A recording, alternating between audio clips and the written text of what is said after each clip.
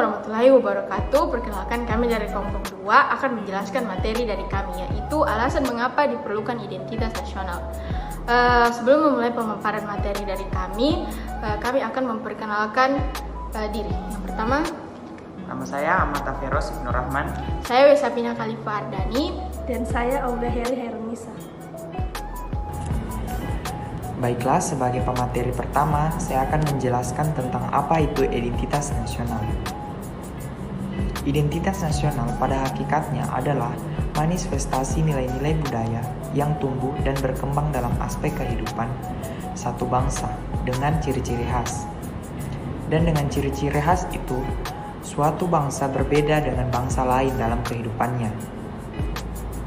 Nilai-nilai budaya yang berada dalam sebagian besar masyarakat dalam suatu negara dan tercermin di dalam identitas nasional bukanlah barang jadi yang sudah selesai dalam kebekuan normatif dan dogmatis, melainkan sesuatu yang terbuka yang cenderung terus-menerus berkembang karena hasrat menuju kemajuan yang dimiliki oleh masyarakat pendukungnya. Implikasinya adalah bahwa identitas nasional merupakan suatu yang terbuka untuk diberi makna baru agar tetap relevan dan fungsional dalam kondisi aktual yang berkembang dalam masyarakat. Artinya bahwa identitas nasional merupakan konsep yang terus-menerus direkonstruksi atau dekonstruksi tergantung dari jalannya sejarah.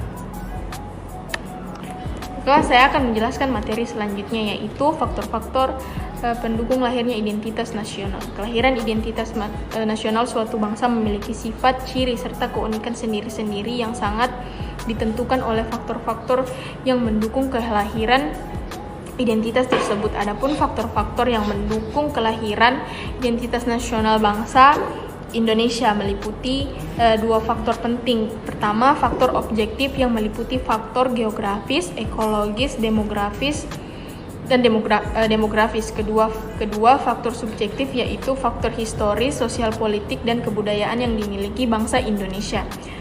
Faktor pertama mencakup etnisitas, tutorial, bahasa, agama, dan sejenisnya. Bagi bangsa Indonesia yang tersusun atas berbagai macam etnis, bahasa, agama, wilayah, serta daerah merupakan suatu kesatuan meskipun berbeda-beda dengan kekhasan masing-masing.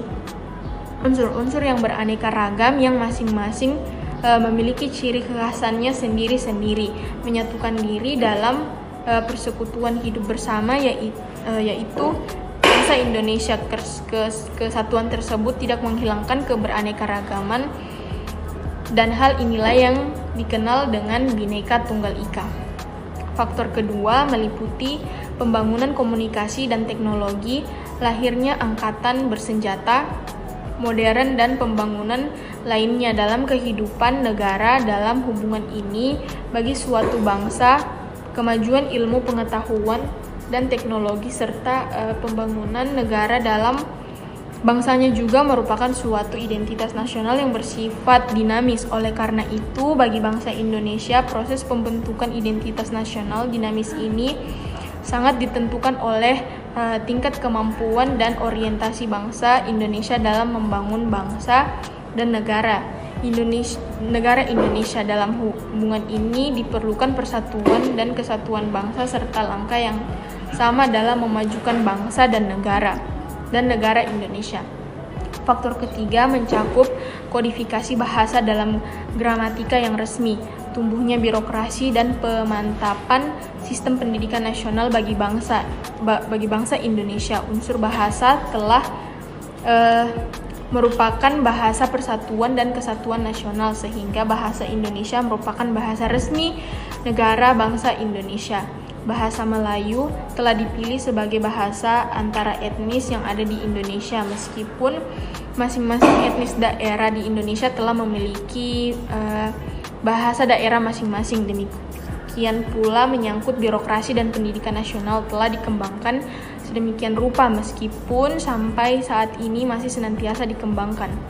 Faktor keempat meliputi penindasan dominasi dan pencarian identitas alternatif melalui memori kolektif rakyat. Bangsa Indonesia hampir 3,5 abad dikuasai oleh bangsa lain sangat dominan dalam mewujudkan faktor keempat melalui memori kolektif rakyat Indonesia.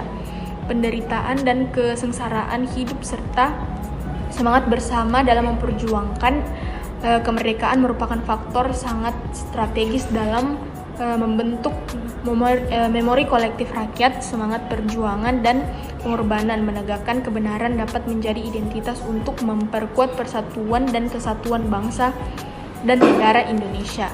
Keempat faktor tersebut pada dasarnya tercakup dalam proses pembentukan identitas nasional bangsa Indonesia yang telah berkembang dari masa sebelumnya. Bangsa Indonesia mencapai kemerdekaan dari penjajah lain. Pencarian identitas nasional bangsa Indonesia pada dasarnya melekat erat dengan perjuangan bangsa Indonesia untuk membangun bangsa dan negara. Dengan konsep nama Indonesia, bangsa dan negara Indonesia juga dibangun dari unsur-unsur lainnya seperti sosial, ekonomi, budaya, etnis, agama, serta geografis yang saling berkaitan dalam membentuk melalui proses yang cukup panjang. Yang selanjutnya adalah unsur-unsur pembentuk identitas nasional. Sedangkan menurut ICCE, unsur-unsur pembentuk nasional adalah sebagai berikut. Yang pertama, sejarah. Menurut catatan sejarah, sebelum menjadi sebuah entitas negara bangsa yang modern, bangsa Indonesia pernah mengalami kejayaan yang gemilang.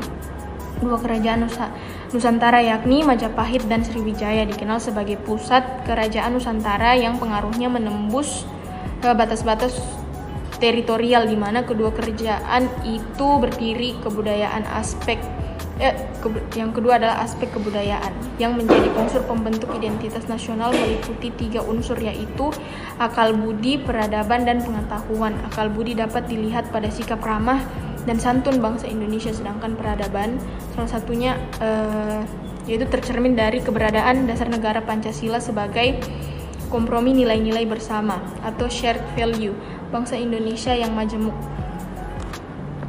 Baiklah, selanjutnya saya akan melanjutkan materi dari pemateri kedua, yaitu yang ketiga, suku bangsa. Kemajemukan merupakan identitas lain bangsa Indonesia. Meski demikian, lebih dari sekedar kemajemukan yang bersifat alamiah tersebut, tradisi bangsa Indonesia untuk hidup bersama dalam kemajemukan merupakan hal lain yang harus terus dikembangkan dan dibudayakan. Yang keempat adalah agama. Keanekaragaman agama merupakan identitas lain dari kemajemukan alamiah Indonesia. Dengan kata lain, keanekaragaman agama dan keyakinan tidak hanya dijamin oleh konstitusi negara kita, tetapi juga merupakan rahmat Tuhan Yang Maha Esa yang harus dipelihara dan disyukuri bangsa Indonesia. Yang kelima, bahasa. Bahasa adalah salah satu atribut identitas nasional Indonesia. Adapun selanjutnya yaitu bentuk identitas nasional Indonesia. Berikut adalah penjelasan mengenai bentuk identitas nasional Indonesia yang meliputi yang pertama, bendera, bahasa, lambang negara, dan lagu kebangsaan Indonesia. Bendera negara yaitu sang merah putih. Warna merah berarti berani, warna suci berarti suci, warna putih berarti suci, merah berarti berani yang melambangkan tubuh manusia, putih berarti suci yang melambangkan jiwa manusia. Keduanya saling melengkapi dan menyempurnakan Indonesia. Yang kedua, bahasa negara Indonesia. Bahasa Indonesia merupakan bahasa yang berasal dari rumpun Melayu yang tumbuh dan berkembang sejak zaman dahulu sudah dipergunakan sebagai bahasa komunikasi. Bahasa tersebut telah dipergunakan hampir di seluruh Asia Tenggara. Perkembangan bahasa Melayu mendorong bertumbuhnya rasa persatuan dan persaudaraan bangsa Indonesia. Komunikasi antar perkumpulan yang bangkit pada masa itu menggunakan bahasa Melayu, sehingga secara sadar para pemuda yang bergabung dalam perkumpulan itu mengangkat bahasa Melayu sebagai bahasa persatuan Indonesia. Bahasa Indonesia diangkat dan dikerahkan pada Kongres Pemuda kedua pada tanggal 28 Oktober 1928. Kemudian bangsa Indonesia sepakat bahwa bahasa Indonesia merupakan bahasa persatuan. Ketentuan bahasa Indonesia telah diatur dalam Undang-Undang Nomor 24 Tahun 2009 mulai pasal 25 sampai pasal 45,7. Berikut teks Sumpah Pemuda. Garuda Pancasila pada tanggal 13 Juli 1945 dalam rapat panitia perancangan Undang-Undang Dasar 1945, salah seorang panitia bernama Prada Harahap mengusulkan tentang lambang negara. Tanggal 16 November 1945 baru dibentuk Panitia Indonesia Raya. Panitia ini bertugas untuk menyelidiki arti lambang-lambang dalam peradaban bangsa Indonesia sebagai langkah awal untuk mempersiapkan bahan kajian tentang lambang negara. Panitia Indonesia Raya diketuai oleh Ki Hajar Dewantara dengan sekretaris umum yaitu Muhammad Yamin atau Maulana Arafat Lubis. 2. Lagu kebangsaan yaitu Indonesia Raya. Indonesia Raya sebagai lagu kebangsaan yang diciptakan oleh W. Rudolf Supratman pada tanggal 28 Oktober 1928. Lagu Indonesia Raya dinyanyikan untuk pertama kali sebagai lagu kebangsaan negara.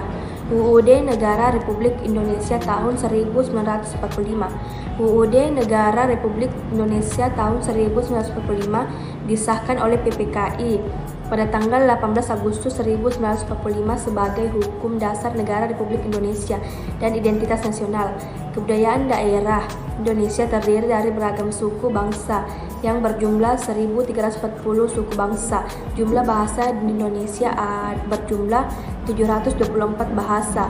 Jumlah budaya yang ada di Indonesia berjumlah 7.241. Karya budaya dan jumlah ras di Indonesia ada 4, yaitu Papua, Melanozoid, Negroid, Wedodoid, dan Melayu Mongoloid.